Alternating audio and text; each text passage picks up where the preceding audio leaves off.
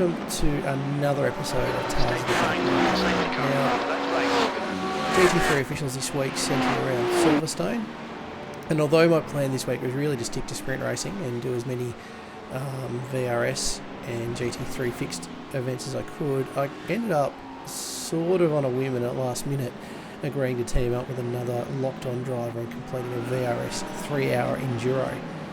This would be my first attempt doing two key things that would be important for the 12-hour, which is spotting for another teammate, but also learning how to do driver changes. And as luck would have it, J-Mac, who now kind of seems to become being my de facto trainer for the upcoming event, teamed up with me. We decided he would do quali and the opening and closing stints, and I would do the middle stint being my first cut at an enduro. We really didn't kind of prep for the race, so race strategy was really just to fill the car, run until we needed to pit, and then do a driver swap and just see how we went. J-Mac did a fantastic job putting the car onto P18 in what was a 45 car field, so it was sort of more up the front than I thought we would be, which I thought was excellent.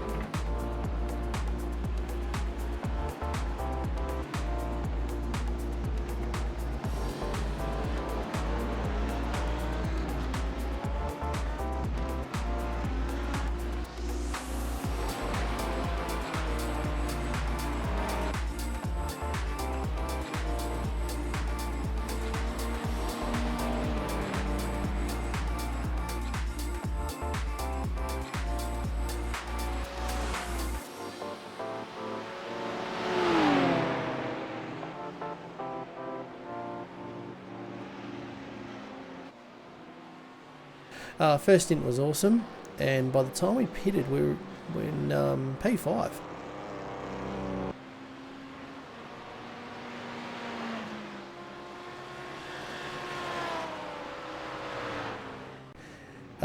Once pit stop was done, we came in at around P10 and into the mix of lap traffic, leaders wanting to lap me and cars that I was racing for position with. My main aim really at this point was really not to bin it, and thanks for some excellent spotting by J-Mac and some cool words over the radio. It took me about 6 or 7 laps to clear the track and find a rhythm after making a couple of small mistakes.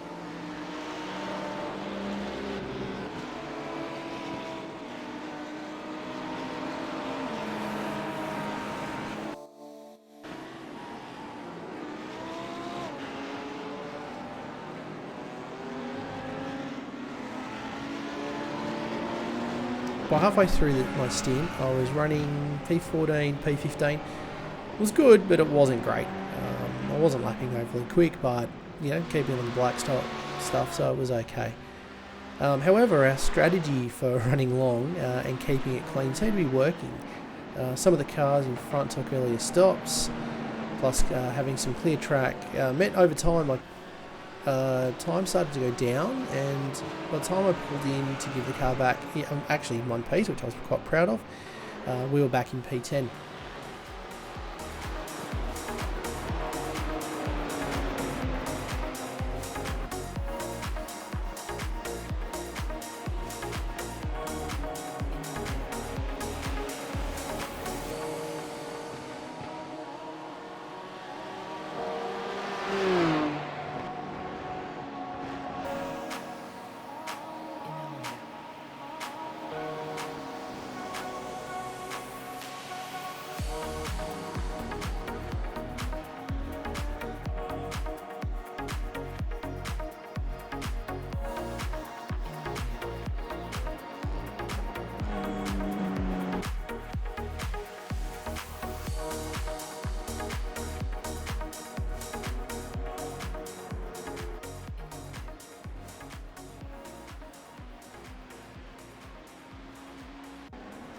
J-Mac took over, and straight away we passed some cars for position and ended up in P9 before we knew it, really.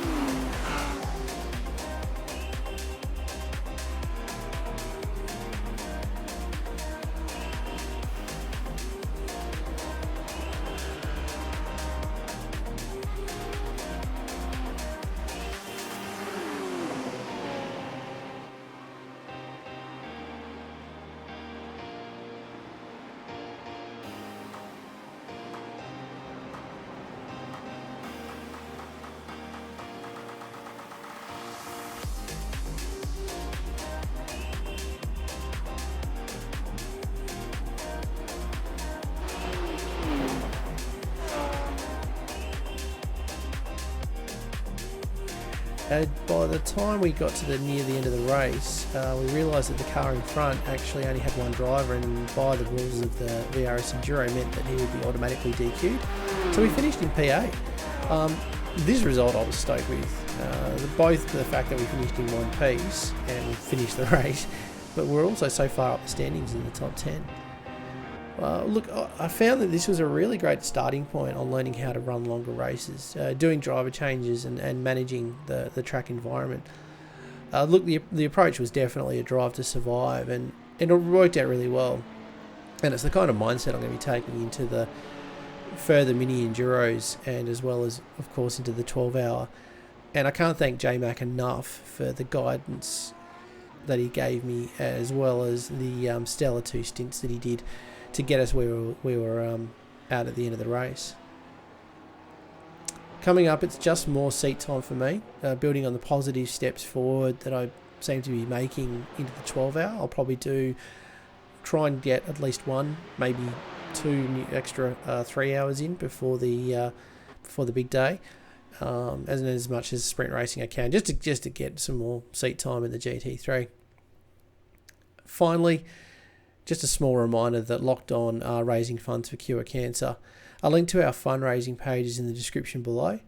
Any donation, big or small, will go a long way to helping some very smart people help to beat cancer. Until next time, I look forward to seeing you on the track.